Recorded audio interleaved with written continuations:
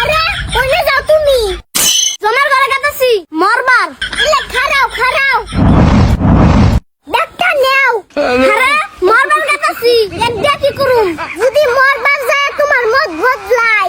এলে আইতে শুম 1 কেজি আলু আর 2 কেজি চাল নিয়ে আইও। এই যে নাও, এনে 50,000 টাকা আছে। যত খুশি কিনা গিলা গিলা খাও। কি গো আবার কোনে যাও? কইলাম না মরবার গাতাছি। মরবার গাতাছো যাও, কিন্তু আমার মনের আশাটা পূরণ করে দিয়ে যাও। কও শোনা কও, তোমার আর কি লাগে? আমি 2 বাচ্চার মা হইবার চাই। ঠিক আছে, আমি মরে গেলে তুমি আরেকটা বিয়া হইবে, তাই তো 2 বাচ্চার মা হইবে।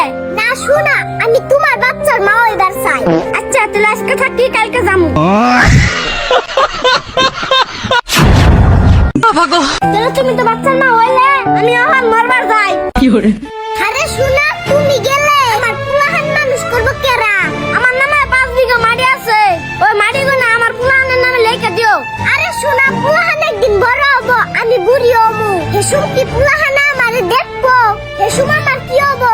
আচ্ছা কও, আর কি দিলে তুমি খুশি হইবে? আর কিচ্ছুই দেন না গোনা, তুমি খালি আমার নগে সারা জীবন থাইকা যাও। ওকে থাকলাম, কিন্তু প্লিজ আমার নগে ঝগড়া করাটা বন্ধ করো। শোনা, সংসার মানেই তো ঝগড়া আর ভালোবাসার মিশ্রণ। তুমি এত মাইন্ড করলে তো চলবো না। আহ শোনা, ঘরে আহ।